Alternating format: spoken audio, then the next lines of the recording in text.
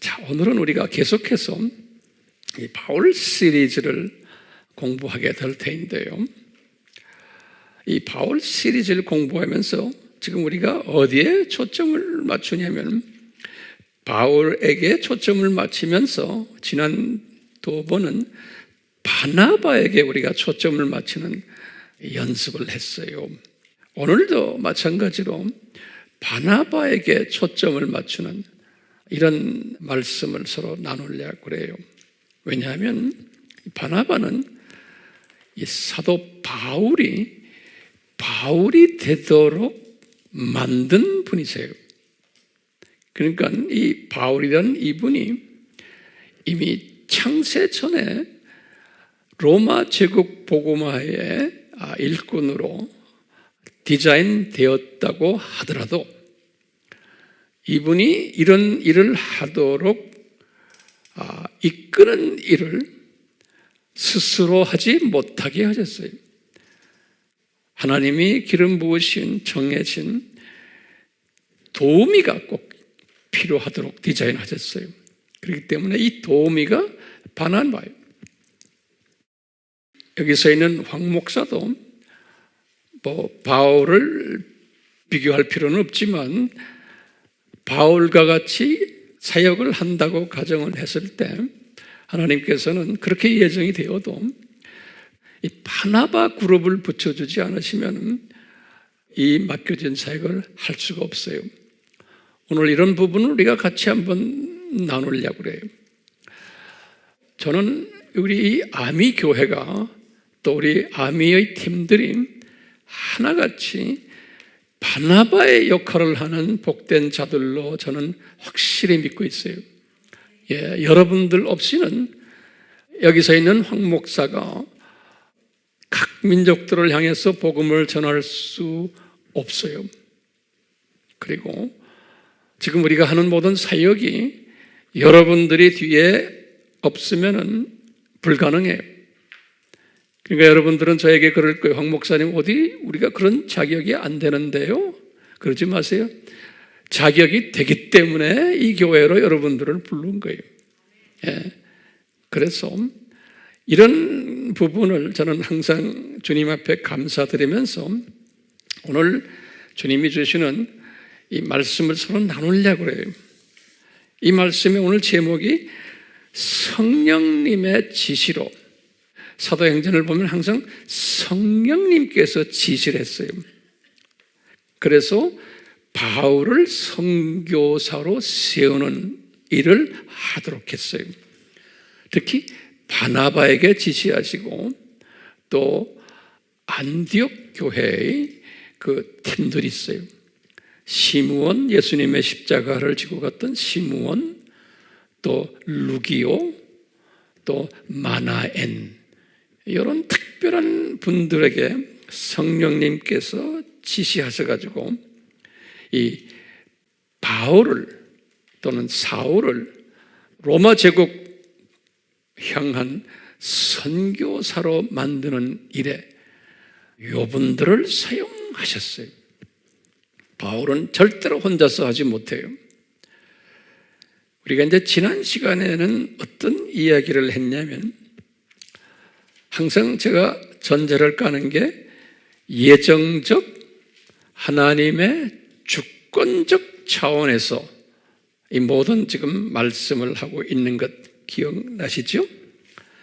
지난 시간에도 바울이 개종해서 14년이 되어서 온갖 훈련을 받았는데도 특히 선교지에 1차 선교여행을 가가지고 선교지에서 교회 개척도 하고 선교사 경험까지도 한 분이 옛 성품 그대로 가지고 있었던 모습을 우리가 상고했어요. 그래서 이제 바나바도 이렇게 생각했어요.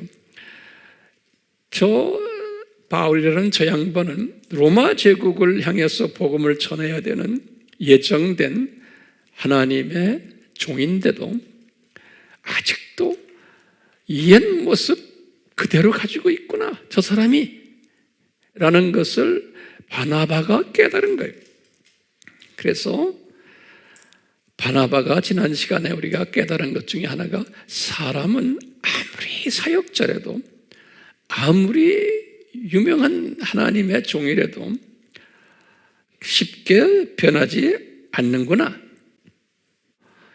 연합사역도 잘 하지 못하는구나. 아무리 성직자들이지만 이것이 잘 안 되는구나. 그렇기 때문에 각자가 가지고 있는 자기의 은사극 또는 그 그릇만큼 하나님이 사용하시는구나. 이런 것을 우리가 배웠어요. 그런데 이 바나바가 이것을 깨달은 것은 하루아침에 깨달은 게 아니에요. 바나바는 예수님을 만난 것이 주후 30년이에요. 예루살렘 교회가 개척할 때 120문도가 있었죠. 120명. 그러니까 바나바는 마리아, 자기 여동생이에요.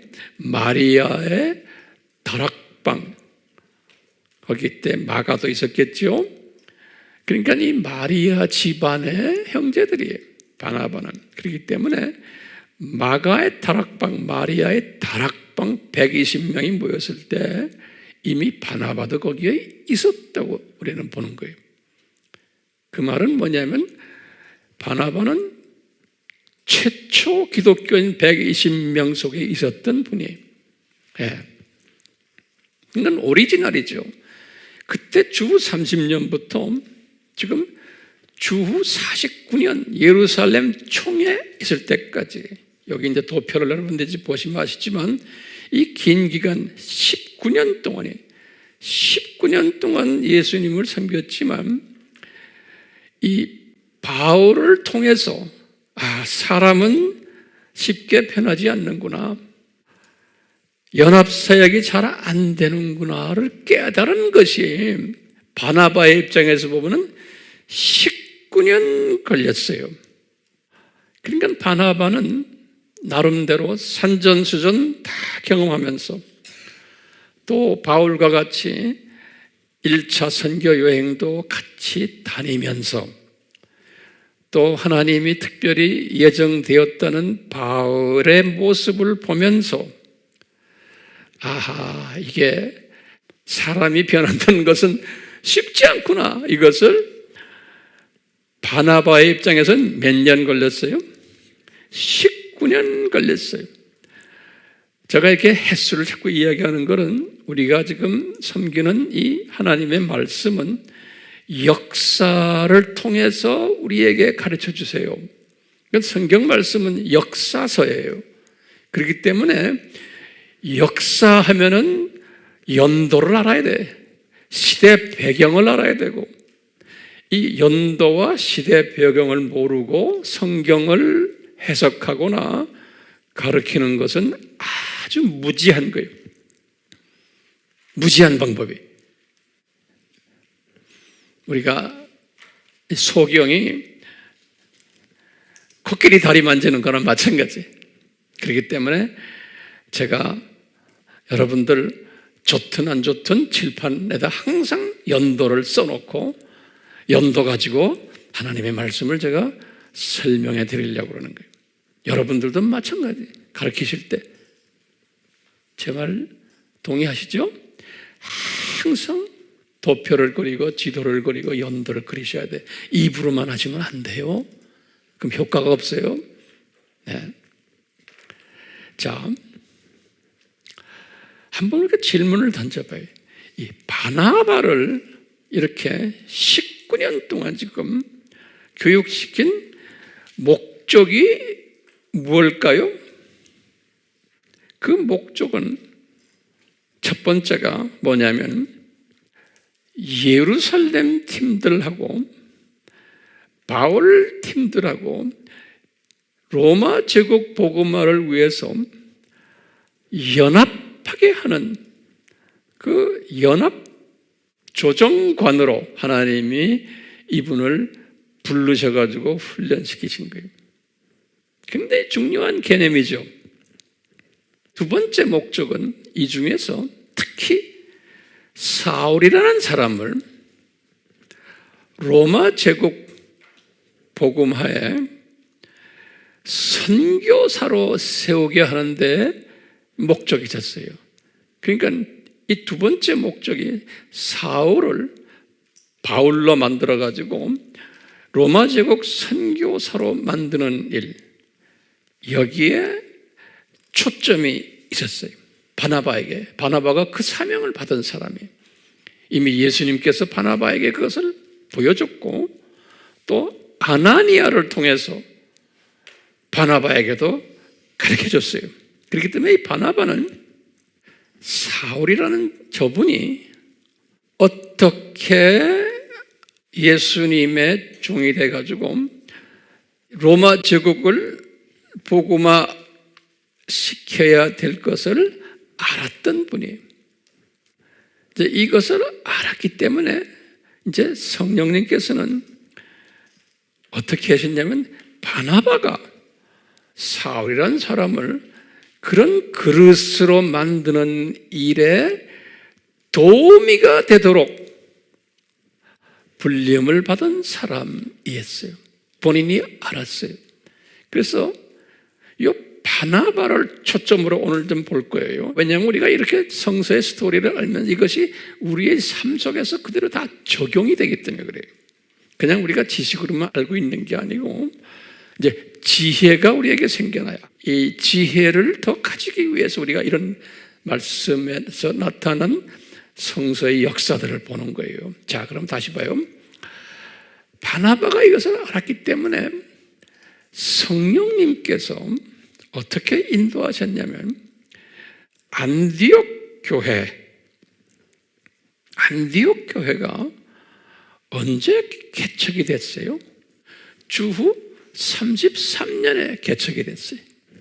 1년 전에 스데반이 순교당하고 예루살렘 교회가 흩어지면서 흩어진 사람들 중에 요 시므온과, 이 시므온이 누군지 알죠? 예수님의 십자가를 미고 갔던 사람이죠. 요 시므온과 루기오와 마나엔 요 세 분이 주축이 돼가지고 안디옥 교회를 개척을 했어요. 요 지도를 보시면 요게 안디옥이 여기 지도를 보시면 이렇게 나오죠. 예루살렘에서 흩어져서 여기에 가서 안디옥에서 이제 교회를 개척해. 세 사람이 누구예요? 시므온, 루기오, 마나엔 요 세 사람이에요. 근데 이분들이 거기에 있는 요 안디옥에 있는 유대인들을 복음화하는 일, 다시 말하면 자기 교포들 복음화하는 일에다가 플러스 이 지역에 있는 헬라말을 아는 사람들, 다시 말하면 이게 지금 헬라말들 다 했기 때문에 이 당시에 로마 제국에서 헬라말을 아는 사람들에게도 복음을 전했다. 이렇게 성서에 보면 나와요. 그러니까 이 흩어진 사람들이 이 지역에 다 흩어졌거든요. 그런데 대부분의 이 흩어진 유대인들이 예루살렘 교회 출신들이 고작해야 자기 교포들에게만 복음을 전했어요. 우리가 미국에 이민 간 사람들, 카나다, 호주, 유럽에 이민 간 사람들이 고작해야 내 민족에게만 하잖아요. 그렇죠? 이게 성서적이에요. 그런데 그 안에도 특별히 자기 민족이라면 거기에 있는 디아스포라들이에요. 자기 민족. 플러스 그 시티에 있는, 그 지역에 있는 외국인들을 또 복음화하는 일. 이거는 인색했어요. 이 흩어진 사람들이. 그런데 특별히 자기 민족만 하는 게 아니고 그 주변에 있는 외국인들에게도 복음을 전한 교회는 요 안디옥 교회였어요. 안디옥 교회. 그래서 이 안디옥 교회가 유명한 거예요. 우리가 사도행전에서 공부했지만 이 예루살렘 교회도 예루살렘에 있는 자기 민족만 복음 전했지 이 외국인들에게는 복음을 전하지 않았잖아요. 예루살렘 교회가. 우리 사도행전에서 공부했죠. 그렇기 때문에 인위적으로 흐트러 버린 거예요. 성령님께서. 그래서 이분들이 쫙 이렇게 하도록 하나님의 뜻에 의해서 흩을 때 누구를 사용했어요? 바울을 사용하신 거예요. 그러니까 바울이 이미 로마 제국 복음화에 이 당시에도 사용받았던 거예요. 바울이. 자, 근데 이 안디옥 교회 여기는 외국인들까지도 복음을 전했다 그랬어요. 그러면서 사도행전 11장 19절부터 보면 무슨 말씀이 나오냐면, 그런데 이 외국인들이 예수 그리스도를 만나가지고 아주 외국인들이 더 익사이딩 해가지고 복음에 접했다. 그래서 안디옥의 교인의 숫자가 엄청 많아졌다. 이런 이야기가 나와요. 그 교인들은 대부분이 헬라 말을 하는 외국인들이었어요.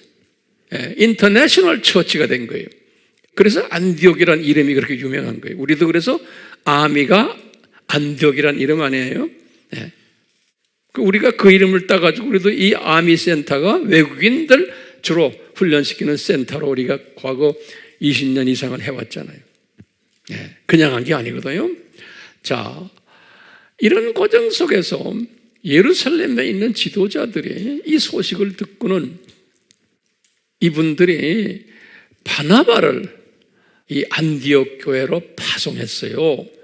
이 파송한 게 언제냐면 지금 요때 요 교회가 개척해가지고 요 45년에 그러니까 12년 동안 이 교회가 번창했다가 교인이 많아지니까 베드로와 야고보와 요한 이분들이 바나바를 이 교회로 파송했어요. 그래서 바나바가 요 45년에 안디옥 교회에 도착을 한 거예요. 바나바가 도착했는데 참 신기한 게 이 교회를 개척을 했던 시므온, 루기오, 마나엔이 성령님께서 그렇게 하신 거예요. 사도행전은 성령님이 지시하셨다 그랬어요. 성령님이 얘들아 너희들 이렇게 지금 인터내셔널 교회가 됐는데 이게 교인도 많아졌는데 너희들 힘으로는 안 된다. 이 바나바를 담임 목사님으로 모셔라 그런 거예요. 그래서 바나바가 그냥 잠깐 방문 간 분인데 이 안디옥 교회의 담임 목사님이 되신 거예요. 이것은 다 누구를 부르기 위해서예요? 바울을 이제 부르기 위해서 하나님이 다 그렇게 하신 거예요. 뒤에 깔려 있는 게 바울이 중심인 거예요. 나중에 바울이 이 교회의 담임 목사님까지 되세요. 좀 이따 제가 설명해 드릴게요. 그러니까 우리의 삶 속에서도 마찬가지예요. 항상 주역이 있어요. 주역. 네. 지금 이 사건의 주역이 누구예요? 바울이에요. 이 바울을 주역을 세우기 위해서 지금 바나바를 저쪽에다 보내는 거예요. 바나바를 보내기 전에 이 주역이 이리 오게 하기 위해서 뭐예요? 이 안디옥 교회가 국제교회가 되도록 한 거예요. 그러니까 항상 우리가 사물을 볼 때 그런 접근 방법으로 보셔야 되는 거예요. 자, 제가 지금 이 연습을 시키는 거예요. 여러분들에게 지금요. 이 사고의 방법을. 그러니까 예를 들어서 오늘날도 지금 뭐 문제들이 사회 문제들 뭐 코비드 이런 게 있죠. 이런 것 이 자체만 보지 마시고 왜 이런 일들을 어떤 걸 보여주시기 위해서 이런 일들을 벌리시는가 이걸 보셔야 돼. 그럼 우리는 뭐라고 대답해요? 아하, 예수님께서 감람산 설교에 항상 말씀하신 대로 전염병들이 여기저기 일어나게 돼 있는 건 내가 가까이 왔다는 사인이다. 그렇기 때문에 너희들은 깨어서 준비하라 그랬거든요. 그렇죠? 그러니까 그 예수님의 음성에 깨어서 준비시키기 위해서 이 코로나가 있구나 이렇게 보셔야 되는 거예요. 이 코로나 언제 끝났냐? 이거 뭐 목사님 언제 끝납니까? 기도해 보셨어요? 나는 그런데 관심이 없는 거예요. 왜? 예수님이 산고가 반드시 있어야 된다고 그랬잖아요. 그렇기 때문에 산고라는 뜻은 뭐예요? 점점 더 나빠지게 돼 있는 게 산고죠. 그렇죠? 예수님이 재림 직전에는 엄청나게 나빠질 거 아니에요. 아픔이 있을 거 아니에요. 그러니까 이 전염병을 통한 이것은 전염병이 앞으로 더 심한 것이 올 거예요, 안 올 거예요? 더 오게 돼 있는 거예요. 저는 그렇게 보는 거예요. 산고신학을 볼 때, 그러니까 우리는 이제는 이런 마스크를 통해서, 이런 것 통해서, 이런 삶에 이제는 익숙해져야 되는 거예요. 익숙해지면서 우리는 뭘 생각해? 아, 예수님이 가까이 오시는구나. 그러니까 내가 이것을 외쳐야지. 내가 지금 뭐 하고 있는 거야? 이 코비드-19에 빠져가지고 뭐 이러지 말고 나는 외쳐야지. 내가 알고 있는 예수님의 복음을 내가 나눠야지. 디지털 선교사 역할을 해야지 하는 여기에 초점이 가야 되는 거예요. 거기에서 초점 잃어버리면 안 되는 거예요. 자, 딱 왔잖아요. 지금 누가 여기 왔어요? 안디옥 교회? 바나바가 온 거예요. 바나바가 딱 왔는데 성령님이 바나바에게 말씀하시는 거예요.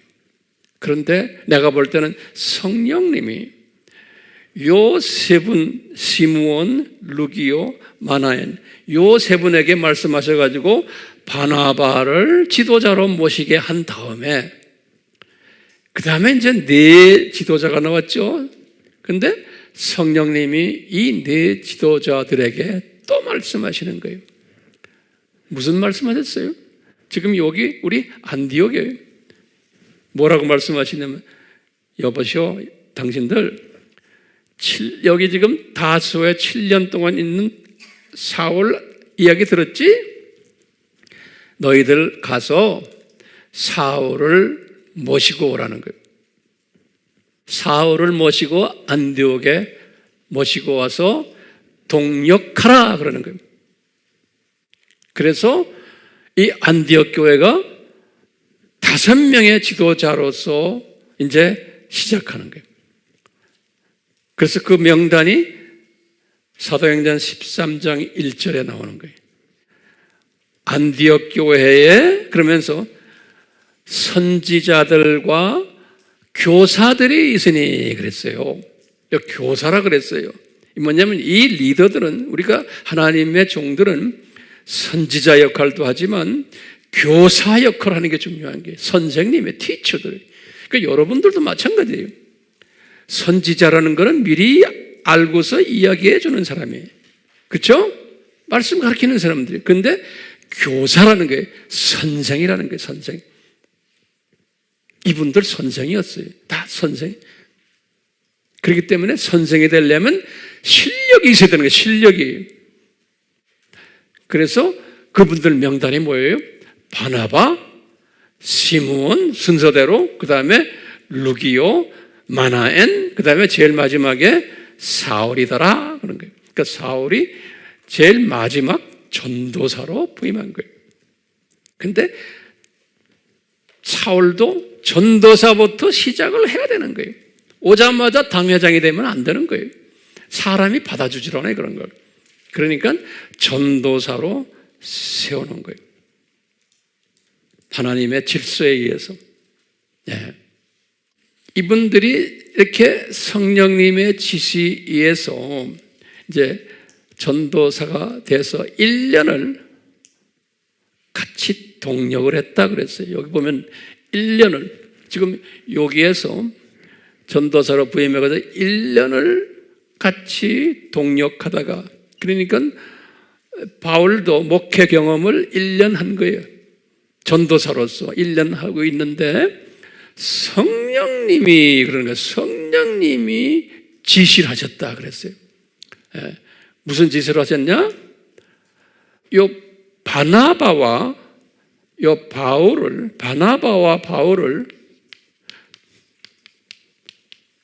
따로 세워라 그랬어요. 따로 세워라 그랬어요. 그냥 이렇게 별도로 세워놔라 그랬어요. 사도행전 13장 2절에 보면요, 성령님이, 그러니까 누구한테 말했겠어요? 요 5명들에게 말씀하신 거예요. 이 5명들에게, 이 지도자들에게 성령님이 따로 세워라 그랬어요. 그러면 이제 우리 질문이 있어요. 성령님이 말씀하셨다. 그런데 이거 잘 적어 놓으세요. 우리가 이제 질문이 있어요. 첫 번째 뭐냐면 성령님이 어떻게 말씀하셨냐, 이 5분들에게. 그러면 몇 가지 가능성이 있어요. 첫 번째는 성령님이 음성으로 들려줄 수 있어요. 그렇죠? 다메섹에서 이 사울이 음성을 들었어요. 예수님의 음성을. 그러니까 음성으로 이 5명에게 다 들릴 수 있게끔 하셨을 수도 있죠. 예? 안 그러면 바나바에게만 할 수도 있고, 안 그러면 나머지 3분들에게도 할 수 있고, 그렇지만 내가 볼 때는 5명 다에게 하셨다라고 보는 게 더 논리적인 것 같아요. 두 번째는 또 어떻게 성령님이 역사하시냐면 꿈이나 환상으로 또 해주셨어요. 사도행전에 이런 일들이 여기저기에서 일어나요. 그렇죠? 세 번째는 또 어떤 가능성이 있냐면 하나님의 사자, 천사가 이들에게 와가지고 말해줄 수도 있어요. 네 번째로는 또 어떤 것이 있냐면 이런 것들이 없더라도 성령님께서 이 5명에게 소원을 주시는 거예요. 소원을 주시는 것도 성령님이 하시는 거예요. 그래서 이 5명이 다 같은 소원을 가지고 있어. 무슨 소원이 있냐면 우리가 로마 제국을 복음화하는 일에 우리가 앞장서야 되지 않을까? 우리 교회가 존재 목적이 이게 아닙니까? 이런 소원을 주시는데 서로가 회의를 하다 보니까 뭐냐면 바나바 담임 목사님과 말단 우리 교육 전도사님 이 2분을 우리가 선교사로 내보내자라는 동의가 있었던 거예요. 이렇게까지 우리 볼 수 있는 거예요. 소원을 가져다가 이런 동의를 할 수도 있는 거예요. 아름다운 것은 참 우리가 이 중요한 것은 뭐냐면 이 5명의 지도자들이 하나같이 한 마음이 됐다는 거예요. 예. 우리가 교회에서 당회를 하거나 무슨 모임을 할 때 항상 의견이 엇갈리는데 그건 주님이 원하시는 방법이 아니잖아요. 여기 안디옥 교회 보면 이 리더 5명이 생각이 다 같았어요. 무슨 생각이었냐? 바나바와 사울을 따로 세워서 이분들을 선교사로 내보내자 그런 거예요. 그런데 이때 선교사로 나가자 할 때 이분들의 생각은 이 로마 제국, 이게 터키 있잖아요. 여기까지 내보낼 생각은 안 했던 것 같아요. 항상 하나님께서는 그런 만큼 쓰세요. 순서대로. 어디다 보내느냐? 구브로에 보내냐, 구브로. 여기서 가까운 섬이에요. 예? 구브로를 보내자는 의견이 서로가 동의가 된 거예요.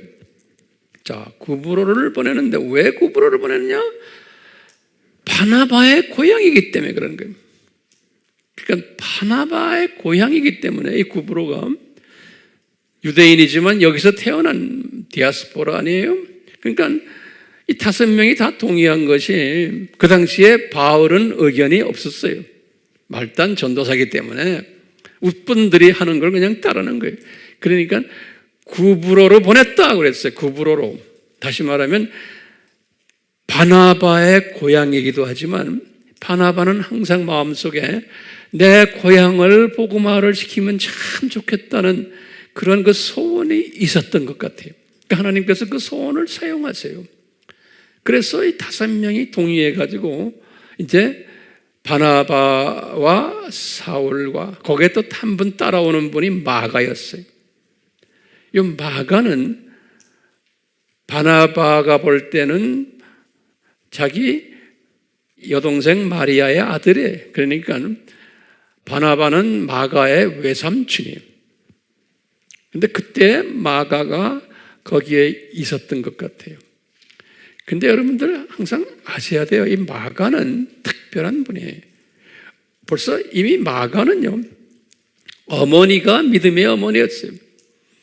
그래서 돈이 많은 부동산을 많이 가지고 있는 믿음의 어머니의 마리아가 예수님이 살아계실 때에도 이분이 벌써 12제자 중에 한 분은 아니었지만 이 여자분이 항상 예수님을 뒤에서 모셨어요. 이름도 없이. 그래서 예수님께서 성만찬 하실 때도 그 마리아의 집에서 다 하게 하신 거예요. 항상 예루살렘의 다운타운에 예수님이 드날들던 수종을 예수님을 했던 분이 그 마리아라고 보고 있는 거예요. 예수님은 이제 베타니 쪽으로 바깥으로 나가서 이제 주무시지만 예루살렘에 들어와서는 항상 그 마리아의 도움을 받았던 것 같아요. 그러니까 그 마리아의 아들인 마가는 특별한 분이죠. 거기에 또 그 마리아의 오빠인 바나바도. 그러니까 예수님이 십자가 사건 있기 전 이야기, 이미 다 예수님과 교제했던 분들이 특별한 분들이죠. 그렇죠? 예. 이런 분들이기 때문에 이 마가도 내가 볼 때는 120문도 속에 들어갔던 것 같아요. 들어갔는데 마가는 특별한 선교사였어요. 마가는요, 여기다 내가 적어놨지만 주후 43년에 이제 이 전통에 의하면 43년이면 어디예요?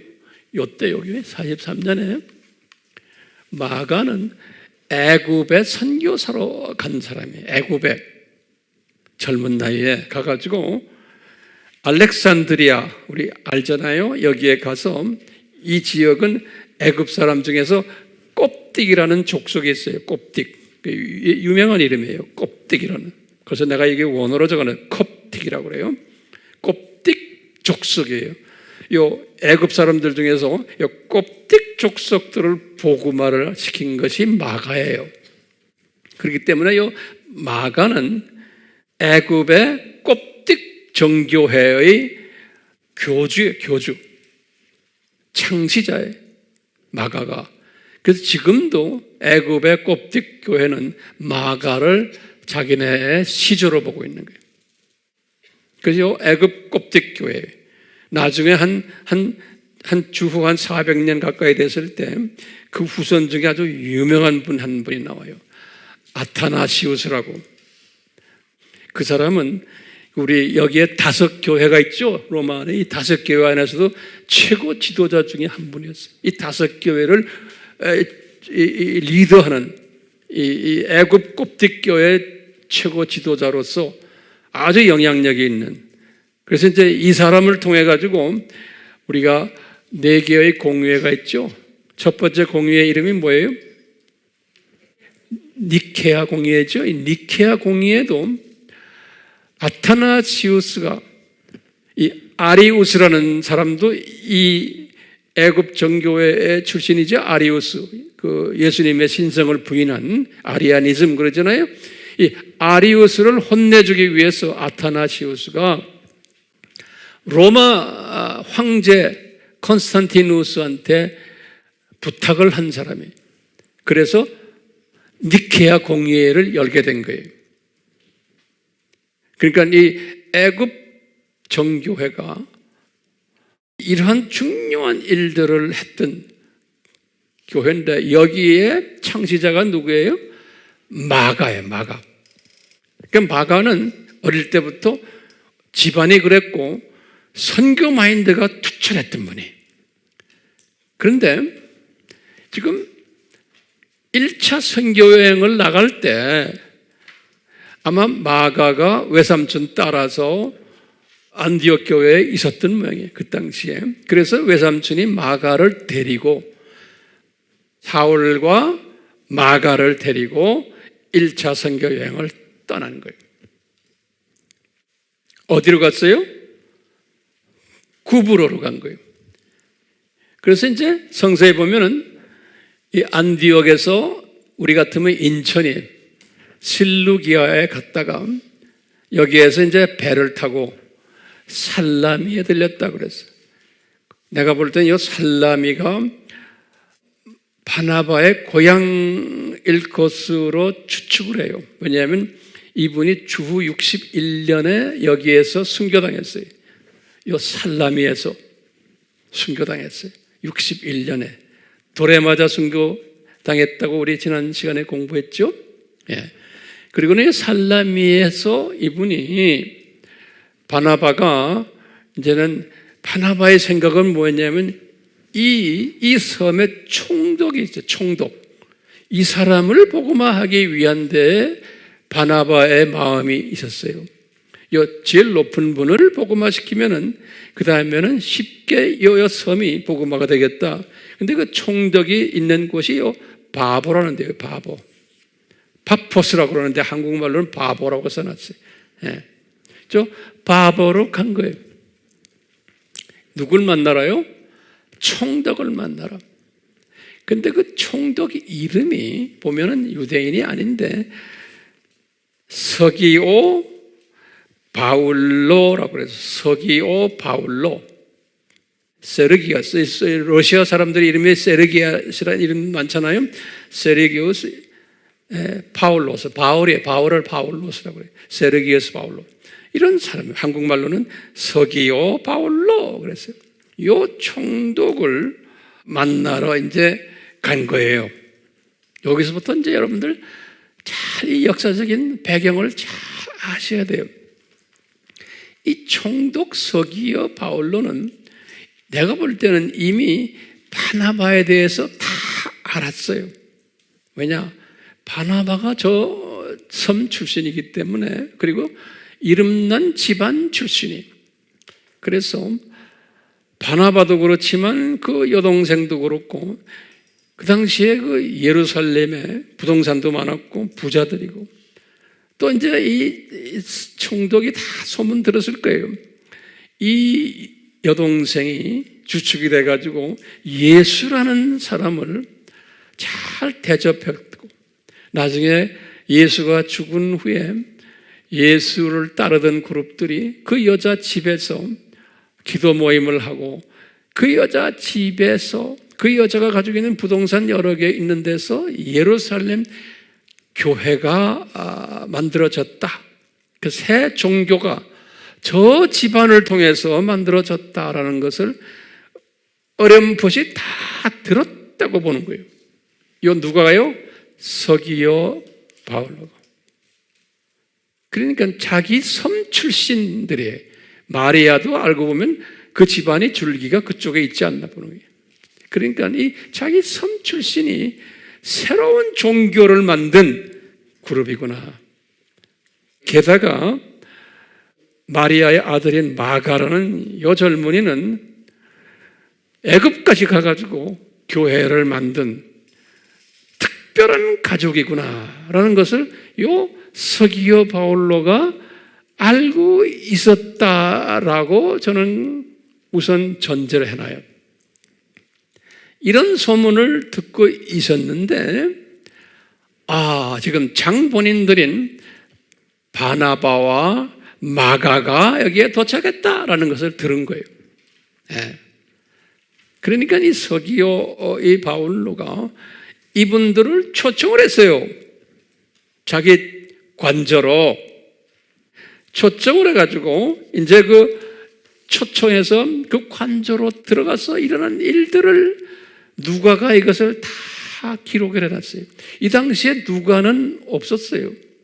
그 누가가 분명히 바나바한테서 이야기 다 듣고 마가에게서 이야기 다 듣고 썼을 거예요. 누가는 사도행전을 언제 쓰기 시작했어요? 본인이 직접 거기에 참여한 것은 2차 여행 때예요. 2차 선교여행 때 누가가 거기에 멤버였어요. 그렇지만 1차 여행 때는 누가는 아니었어요. 그래서 누가복음 1장 1절에 보면 내가 누가복음을 쓸 때도 그렇고, 왜냐하면 그 당시엔 누가가 크리스찬이 아니었기 때문에요. 또 사도행전 쓸 때도 그렇고 자기가 그 관계되는 사람들과 인터뷰하고 내가 리서치를 하고 썼다 그런 말이 있어요. 우리 누가복음에서 사도행전에서 다 공부했죠? 했어요 안 했어요? 했죠. 이런 거 우리가 들여다보고 있어야 돼요. 똑같이 지금 이 사건도 누가는 본인이 직접 여기서 경험한 이야기가 아니에요. 그렇기 때문에 그들이 이렇게 했다, 저들이 이렇게 했다 이렇게 표현했어요. 누가가. 나중에 이제 2차 선교 여행 때 누가가 그때부터 우리들이라는 단어를 썼어요. 우리들이. 그걸 보고는 우리 이제 학자들이 그러는 게, 누가가 이때부터 선교에 참여했구나. 이제 그걸 보는 거예요. 자, 이제 보세요. 이렇게 해서 이제 누가가 이제 기록하기를 이 총독 관저에 이분들이 들어간 거예요.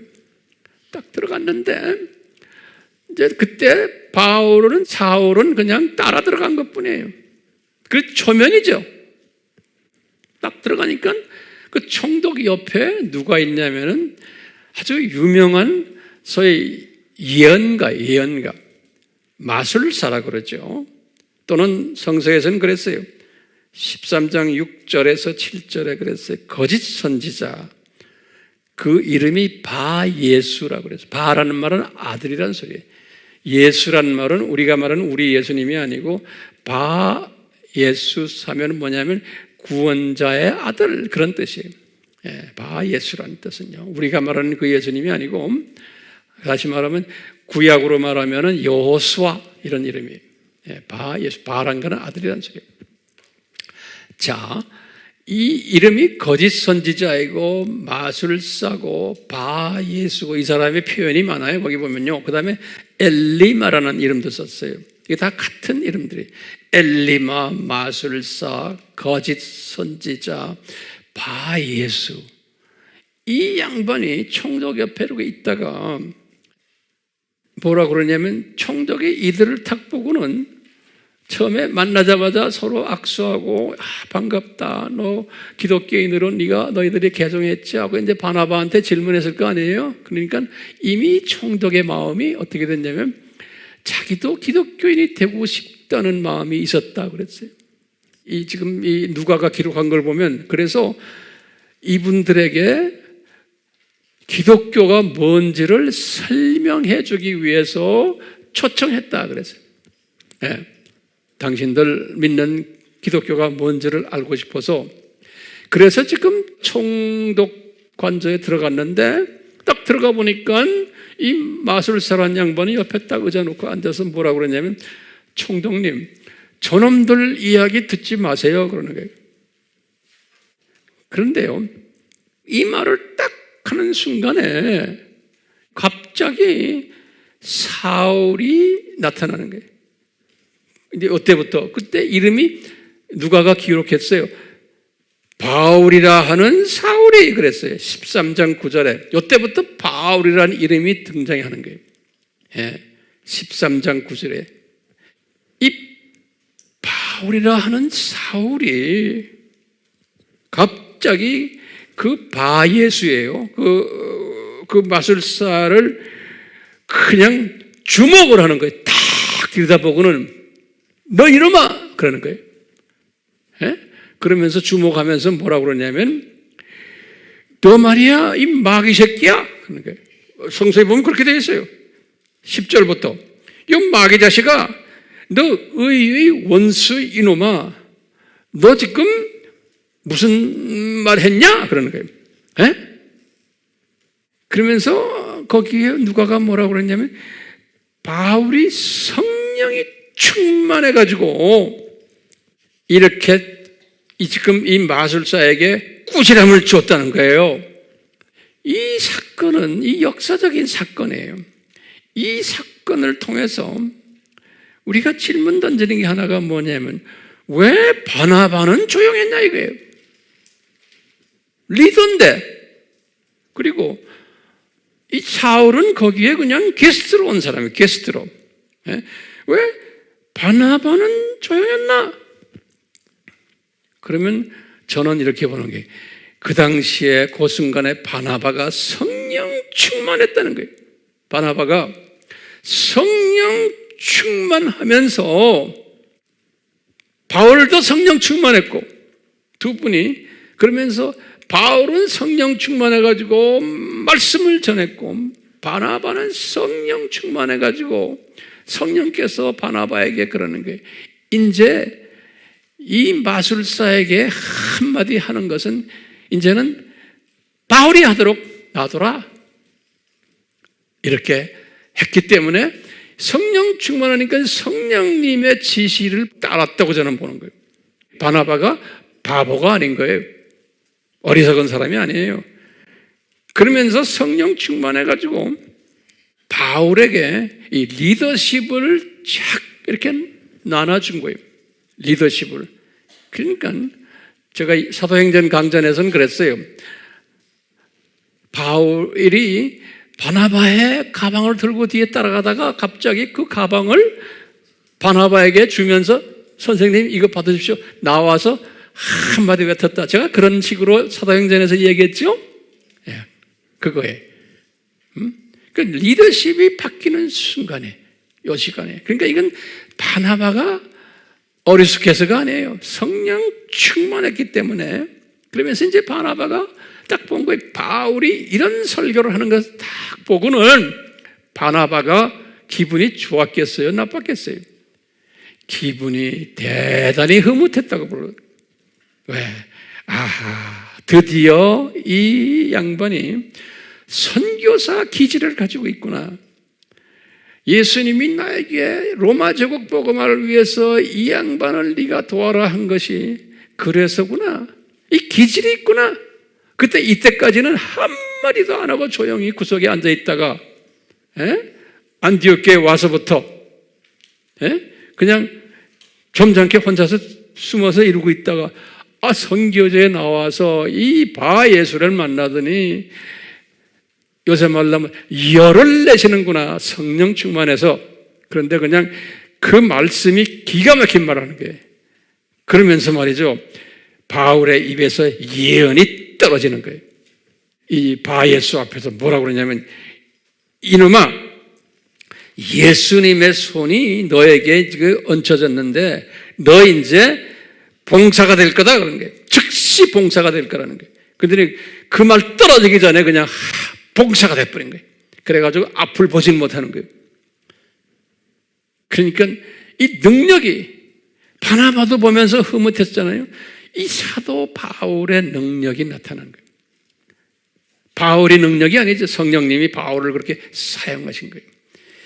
그것을 본 총독이 까무러쳐가지고 그 길로 무릎 꿇고 예수님을 영접했다 그랬어요. 예. 그러니까요. 바울이 이 사건을 통해서 정식으로 이제 선교사로서 쓰임받는 계기가 된 거예요. 이것은 누가 도왔어요? 성령님이 도우셨지만 누굴 사용하셔서? 바나바를 사용하셔가지고 하신 거예요.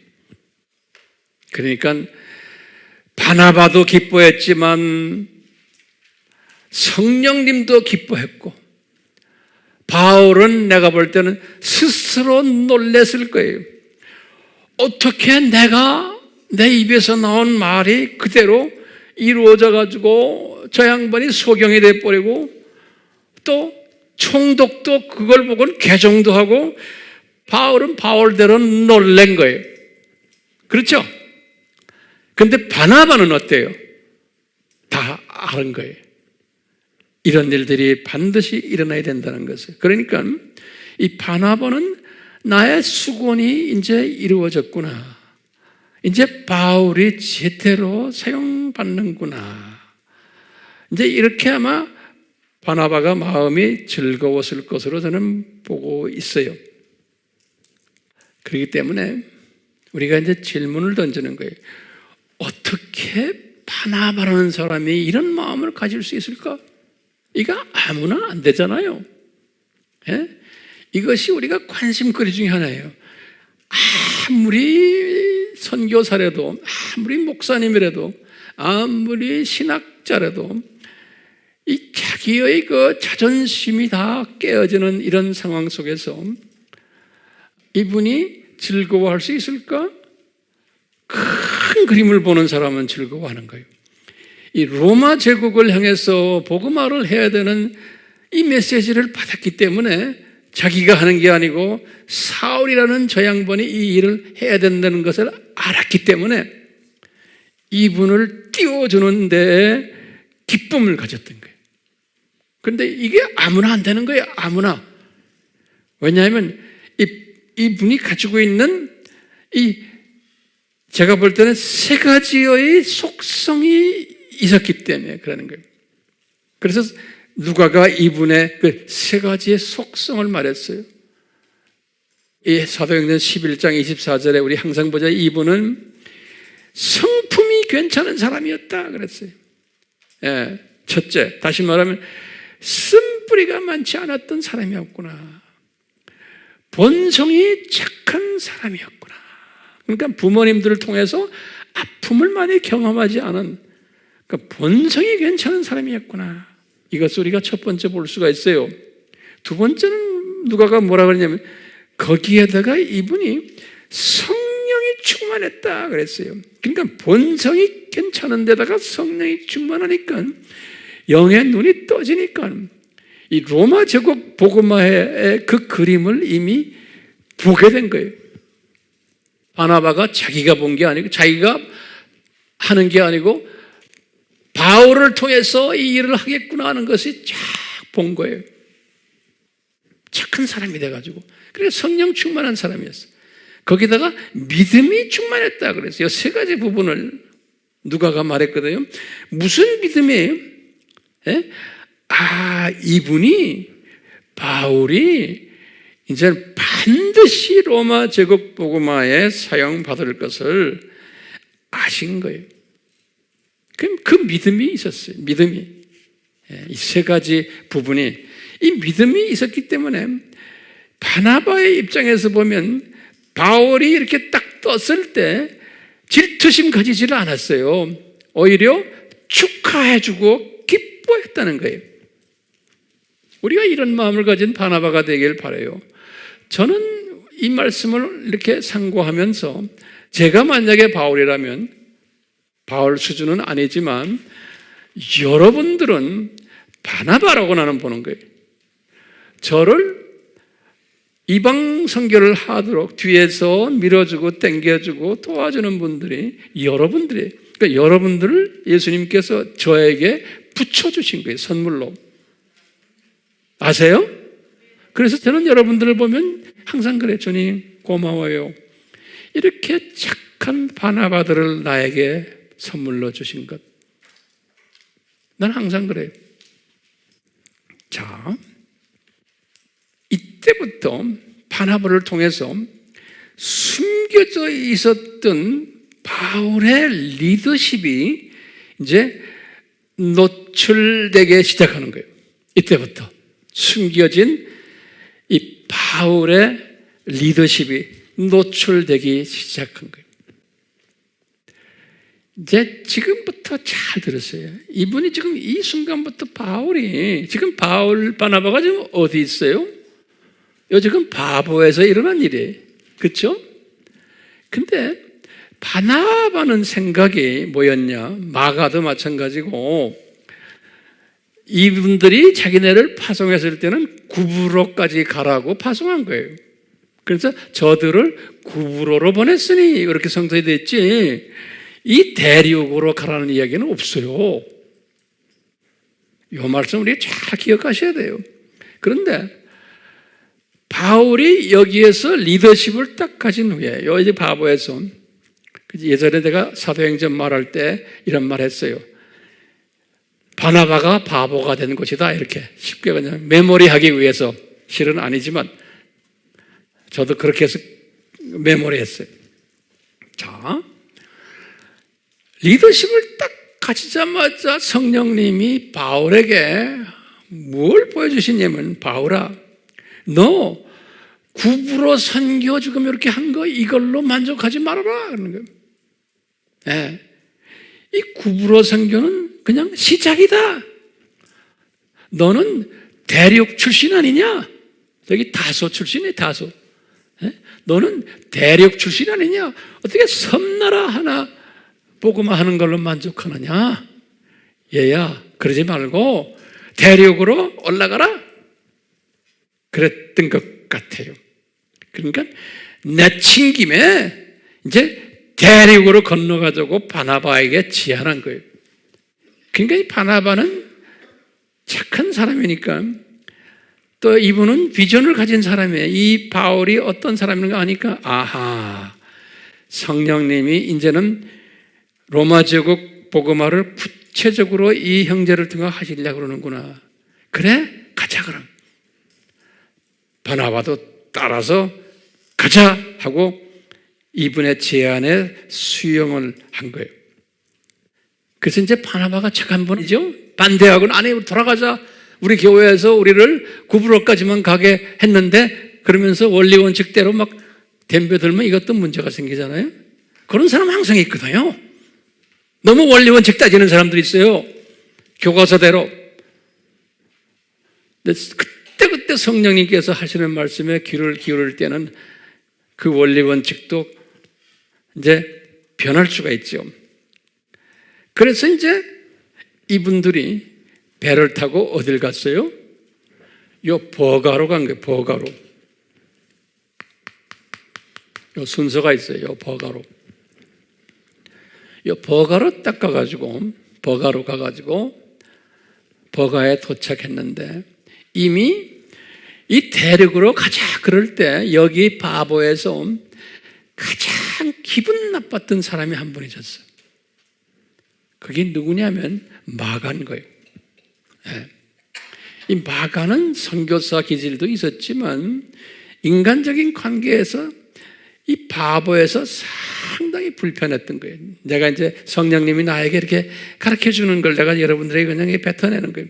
왜 불편했냐면 하루아침에 자기 외삼촌이 그래도 명색이 안디옥 교회의 최고 지도자인데 외삼촌이 바울에게 그것도 말단 전도사에게 리더십을 양보해? 마가가 이걸 본 거예요.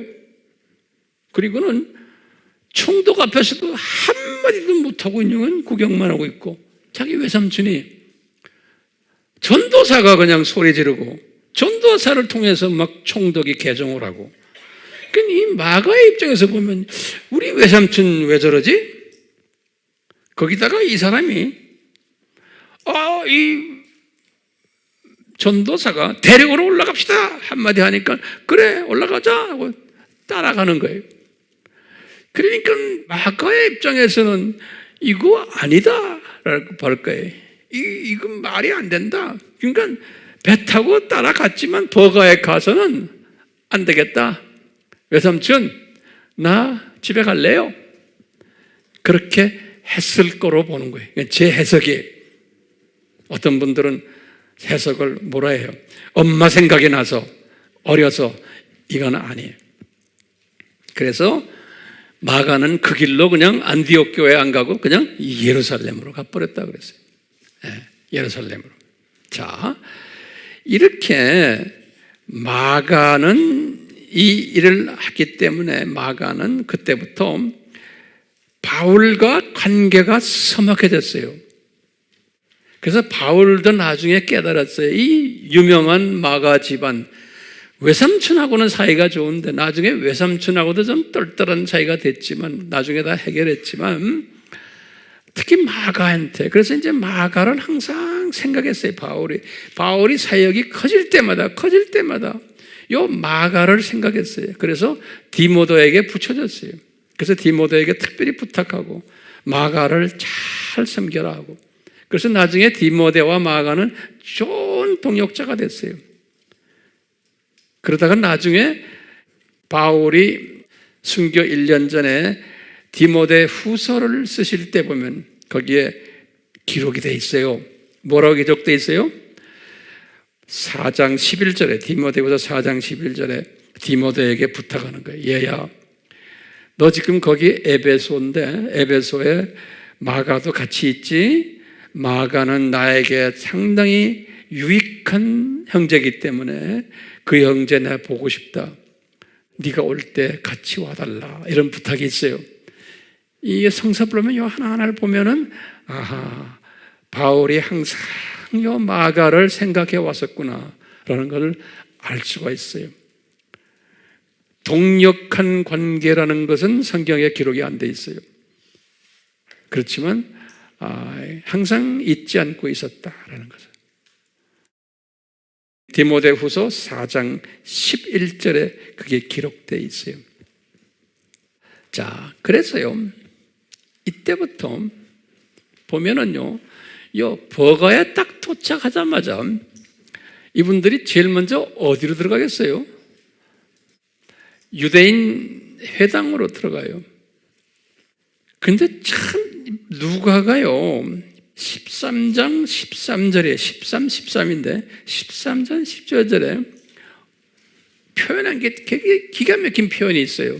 이 바보에서 이제 바울이 바나바 선생님, 마가 우리 이제 대륙으로 올라가자 이제 그렇게 했다고 그랬잖아요. 올라가자 그럴 때 이분들이 이제 올라갔다라는 표현을 13장 13절에서 사도행전에 누가가 이렇게 표현했어. 이게 기가 막힌 표현이에요. 바울과 그 동료들이 바보를 떠나서 밤빌리아 버가에 도착했다 그러세요. 이제는 바나바의 이름이 없어져 버렸어요. 이 그룹의 대표가 바울이 돼버린 거예요. 바울이. 그래서 바울과 그 동료들은 바보를 떠나서 여기 지금 밤빌리아 지역인 버가에 도착했다. 사도행전 13장 몇 절에? 13절에. 요거 잊지 말아요. 굉장히 중요한 설명이에요. 이 말은 뭐냐면 이때부터 바나바가 자기의 리더십을 바울에게 주셨구나. 기가 막힌 바나바의 아름다움에. 네. 자, 이때 이분들이 도착하자마자 유대인 회당에 들어갔어요. 유대인 회당에 들어가가지고 그때부터 누가 복음을 전하냐면 꼭 바울이 복음을 전해요. 바나바는 조용해요. 기가 막히게. 그러니까 이 바나바는 엄청 훌륭한 사람이에요. 인격이 대단한 사람이에요. 네. 근데 그 인격이 어디에서 오냐면 예수님께서 바나바에게 가르쳐줬기 때문에 그래요. 너 저 형제 네가 세워라. 저 형제 네 손에 있다. 그러니까 이 말씀에 순종하는 이 바나바, 자기의 자존심 다 깎아내리면서 기가 막힌 믿음의 형제. 그래서 성령 충만, 믿음 충만했다 그런 거예요. 그래가지고 이 버가에서요, 이분들이 어디로 갔냐면 안디옥으로 가죠. 여기 비시디아 지역의 안디옥에 갔어요. 요 안디옥에 도착을 해가지고요, 또 유대인 회당에 들어가가지고 설교를 하는데 13장 16절부터 그 밑으로 보면 뭐가 나오냐면 바울이 설교를 해요. 바울이 이때부터. 그러니까 바나바는 항상 뒤에 그냥 서 도와주는 거예요. 그리고는 13장 45절에 보면 복음을 듣던 이분들이 누구한테 대적을 하고 덤벼냐면요, 바울에게 대적하고 덤벼요. 바울에게. 13장 45절에. 그러니까 이분들도 보기에 바울이 리더구나 라는 걸 아는 거예요. 저 바나바에겐 대적하지 않아요. 네. 그러다가 이제 13장 46절 49절에 보면은 바울과 바나바를 박해하더라. 그럴 때 박해도 바나바가 뒤에 나와요. 바울을 먼저 박해하고 그 다음에 바나바를 박해하더라. 그래서 신기하게 13장 50절에 그랬어요. 그러니까 이제 누가 이제 리더로서 나타나는 장면들이 바울이 리더로서 나타나는 게. 예. 그렇지만 뒤에 더 훌륭한 보조자 바나바가 있었던 거예요. 그래가지고 이분들이 어디로 올라가려면 여기 안디옥이죠. 이고니움으로, 여기 지금 이고니움, 그 다음에 이제 루스트라, 더베 이렇게 나오는데요. 이고니움으로 갔다는 얘기가 또 나와요. 그러다가 이제 이고니움에서 여기 지도 보시면 이고니움 나오죠. 여기서 루스트라로 갔어요. 루스트라에. 더베라는 데가 이제 마지막 이제 종착역인데 루스트라에 갔는데 이제 그건 노트에다 좀 적었어요. 루스트라 사람들에게 또 이렇게 말씀을 전하는데 루스트라 사람들이 딱 보고는 그러는 거예요. 바나바를 보고는 뭐라고 말하냐면 거기 적어서 성경에 나오지만 14장 8절에서 18절에 나와. 나중에 이제 셀 모임할 때 정확하게 보세요. 14장 8절에서 18절 이야기예요. 사도행전. 바나바를 딱 보고 그분들이 뭐라고 부르냐면 바나바 저 사람은 주피터다 그러나요. 주피터. 이 주피터란 말은 뭐냐면 로마 신화에서 목성이에요. 목성. 로마 신화 주피터 그래요. 목성이에요. 근데 이것을 그리스 신화에서는 뭐라고 부르냐면 주피터를 제우스 신이라고 그래요. 우리나라 성경에는 제우스 신으로 나와요. 예. 이 제우스 신이라는 말은 뭐냐면 최고의 신이 창조자 신을 제우스 신이라고 그래요. 그러니까 이 사람들이 이 루스트라에 있는 사람들이 그리스 문화에 다 있는 사람들이 볼 때 뭐라고 그러냐면 저 사람 바나바는 제일 높은 사람이야. 그러니까 어른이라는 거. 이 그룹들 중에서 저 사람은 제우스 신 같은 사람이야. 이렇게 보는데 이 사람들이 바울을 또 어떻게 보냐면 바울에게 부르길 뭐라면 바울 보고 머큐리라고 해요. 머큐리란 말은 로마 신화에서는 수성이에요. 수성. 이것을 그리스 신화에서는 헤르메스라고 그래요. 우리나라 성경에는 헤르메 그렇죠. 헤르메스. 그러니까 헤르메스는 머큐리와 같은 말이에요. 그리스 신화에서는 헤르메라고 그러고 로마 신화에서는 머큐리라고 그러고 우리 어떤 별은 수성이에요. 수성. 요 뜻은 뭐냐면 말하는 웅변의 신이라 말하는 웅변의 신을 이야기할 때 쓰는 말이에요. 헤르메스 또는 머큐리. 이제 이 사람들이 볼 때 바나바를 볼 때는 제우스 신이고 점잖게 있는 사람이고 이 바울을 보니까 뭐라고 그랬어요? 머큐리라는 거, 헤르메스라는 게 다 말하는 사람은 저 사람이구나 그런 거예요.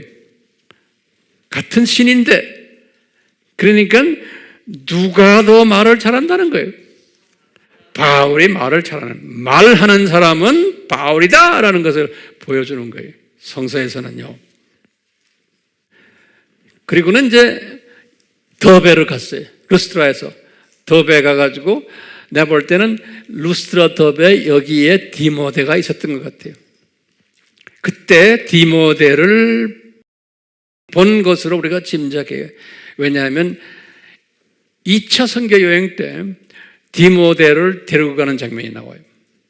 그래서 이때 디모데가 이제 이미 그 부모님들은 예수님을 믿었어요. 어머니나 외할머니. 그래가지고 이미 복음을 갖고 있던데 안디옥으로 이제 와가지고 2차 선교 여행 때 이제 바울 팀으로 이제 들은 이야기가 이때 아마 만난 것 같아요. 그래서 우리 알다시피 더베까지 가가지고 이분이 다시 왔던 길을 다시 돌아가요. 돌아가는데 이때는 버가로 안 가고 아탈리아로 왔어요. 왜냐하면 배가 여기서 떠나는 모양이에요. 그래서 아탈리아에서 배를 타고는 안디옥으로 돌아온 것이 1차 선교 여행이에요. 자, 정리됐어요? 1차 선교 여행이에요.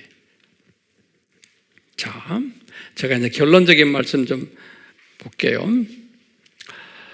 안디옥으로 돌아왔어요. 우리가 벌써 지금 안디옥으로 돌아온 게 지금 언제? 요때 이제 돌아왔죠? 여기 48년에.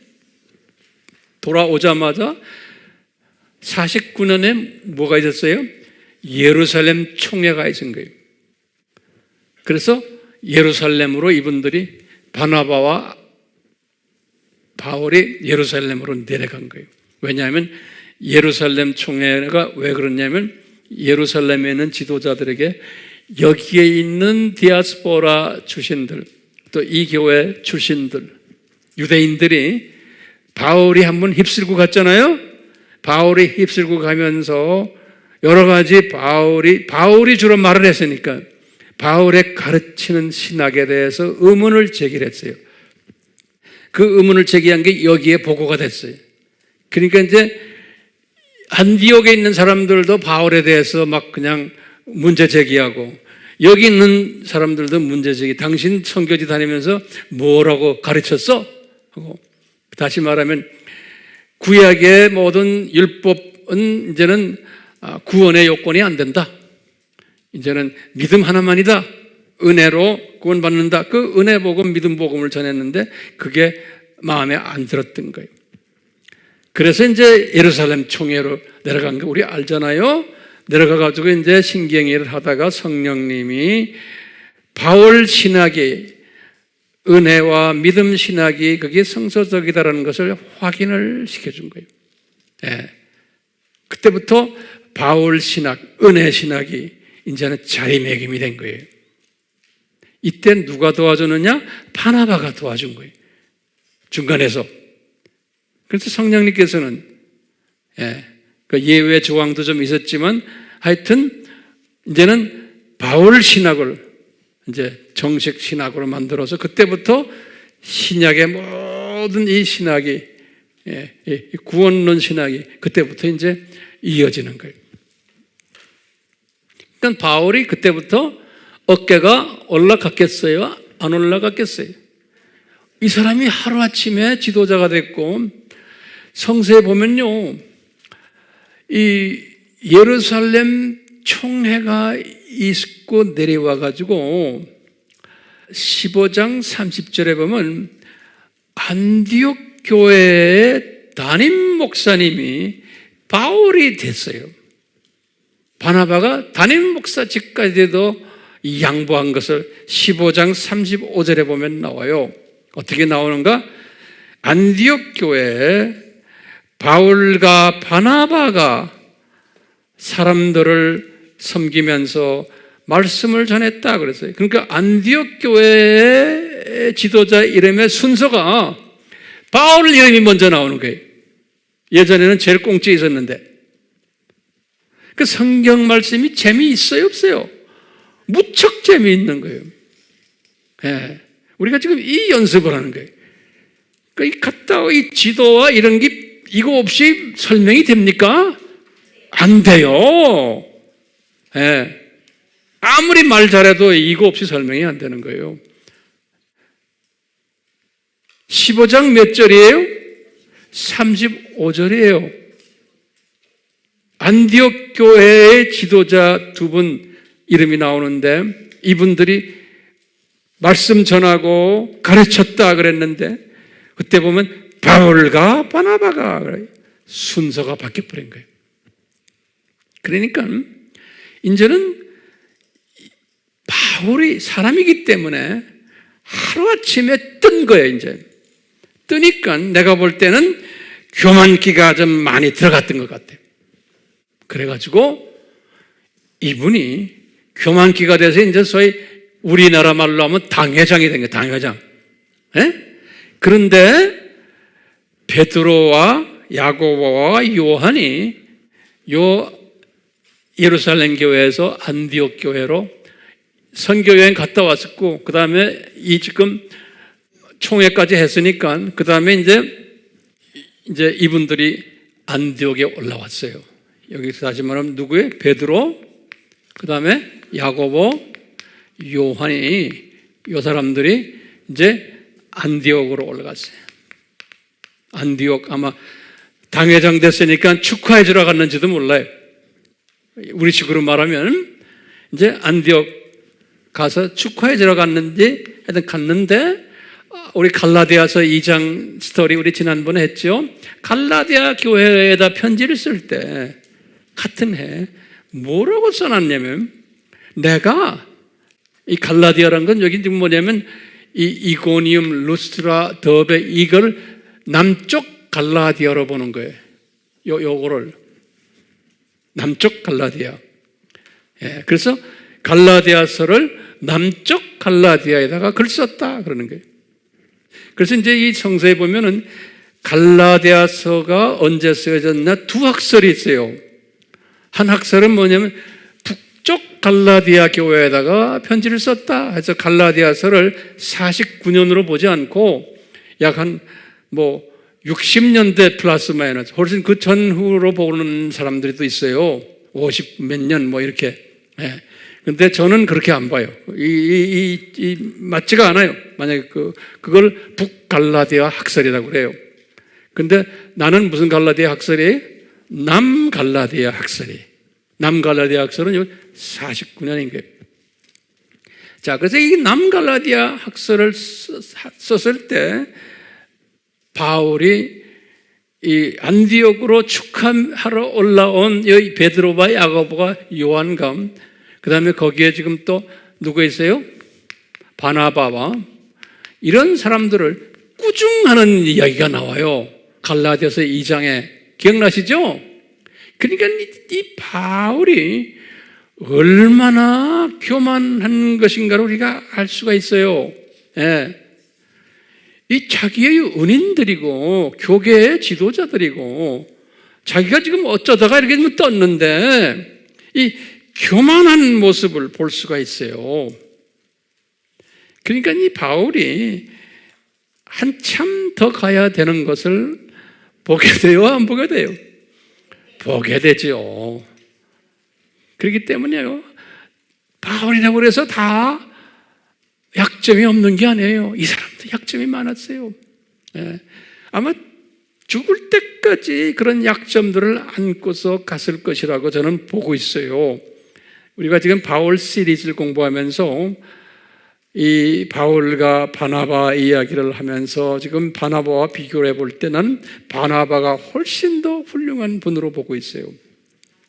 제가 만약에 여러분들 앞에서 여러분들이 바나바들이고 나는 바울이라고 그러면 제가 여러분들보다도 더 부족한 부분들이 훨씬 많은 존재가 돼야 되는 거예요.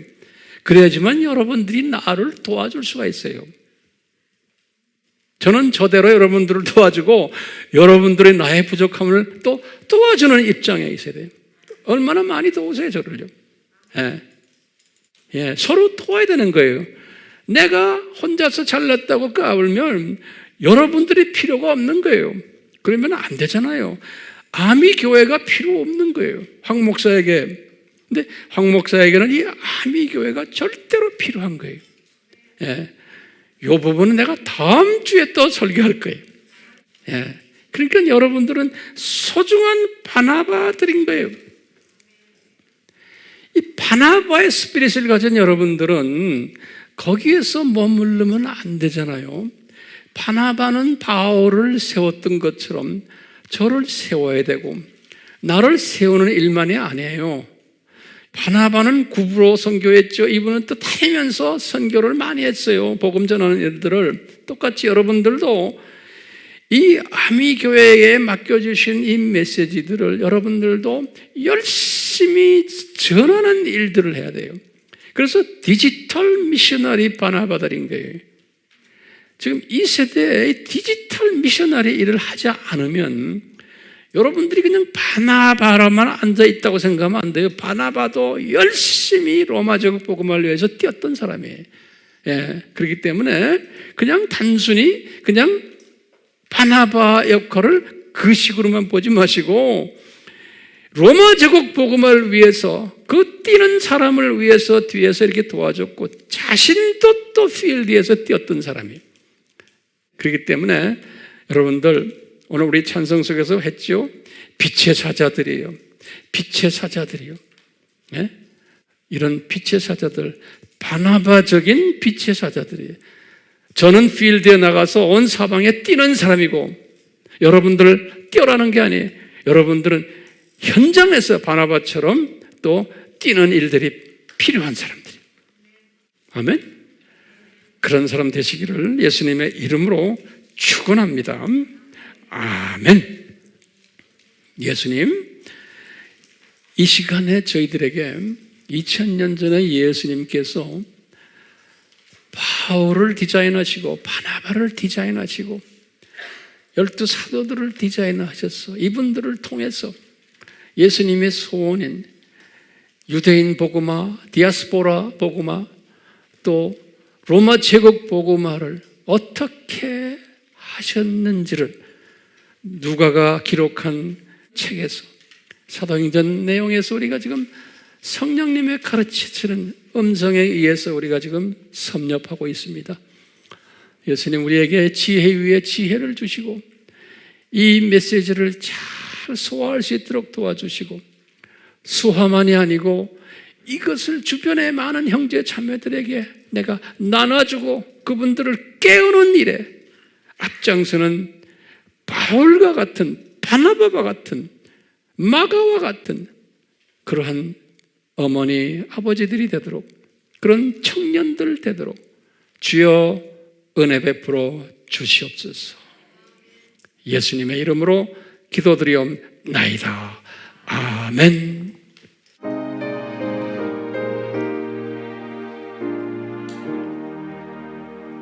우리가 지금은 나그네 되어도 화려한 천국에 오자나 가리니, 이 세상 있을 때 주 예수 위하여 끝까지 힘써 일하세. 주 내게 부탁하시니 천사도 응모하겠네. 화목해 하라시 우주의 말씀에 온 세상 널리 전하세. 주 예수 말씀이 온 세상 만민들 유한한 죄에서 떠나라 하시니, 이 말씀 듣고서 새 생명 얻으라. 이 기쁜 소식 전하세. 주 내게 부탁하시니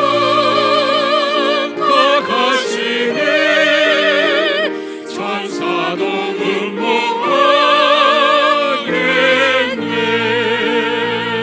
화목해 하라시 구주의 말씀에 온 세상 널리 전하세. 영생의 복락과 천국의 갈 길을 만 백성 알도록 나가서 전하세. 주 예수 말씀이 이분을 찾아라. 어디에 부탁하셨네. 주 내게 부탁하시네.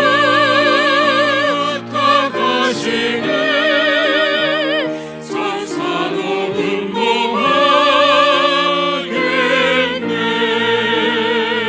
화목해 하라시 구주의 말씀에 온 세상 널리 전하세.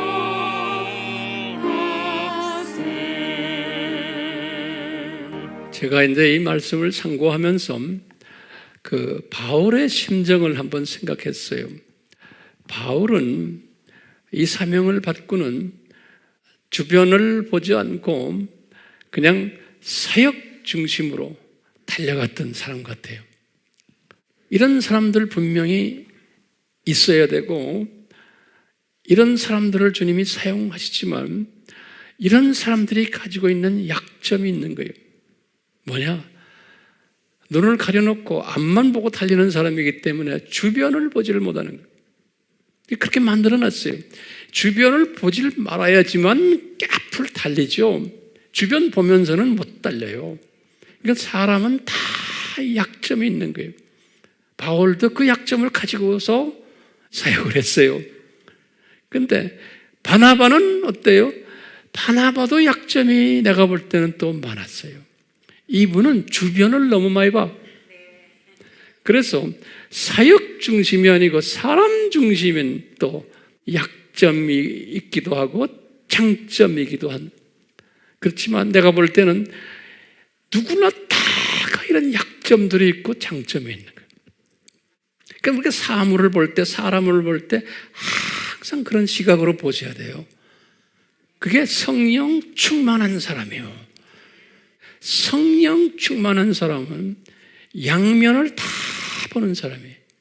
감사한 것은 우리 AMI 교회는 완전하지 않지만 이 양면성을 항상 보면서 주님을 섬기는 사람들이 대부분이 우리 교회 교인들이에요. 그래서 우리 교회는 다툼이 없어요. 다툼이 없어요. 왜냐? 한쪽만 보는 사람은 다투게 돼 있어요. 왜? 다툴 때는 자기가 애꾸인 것을 모르는 거예요. 다 보는 사람은 저 사람 시각이 어느 수준인 거나 볼 수 있는 거예요. 근데 우리 모두는 이 말씀 속에서 항상 이 시각을 양쪽을 다 보는 시각적으로 만들기 위해서 성령님이 이런 말씀을 우리에게 허락하세요. 그러니까 모든 것을 다 이렇게 섭렵하는 바울의 장단점, 바나바의 장단점을 다 보는 그런 이런 사람들을 사용하신 우리 예수님, 위대하신 예수님이시고 창조주이시죠? 아멘. 부부관계도 마찬가지고 자녀들 관계도 마찬가지. 다 마찬가지. 삼위 하나님의 이 가르쳐 주심이 우리에게 떠나지 않기를 축원하옵나이다. 아멘.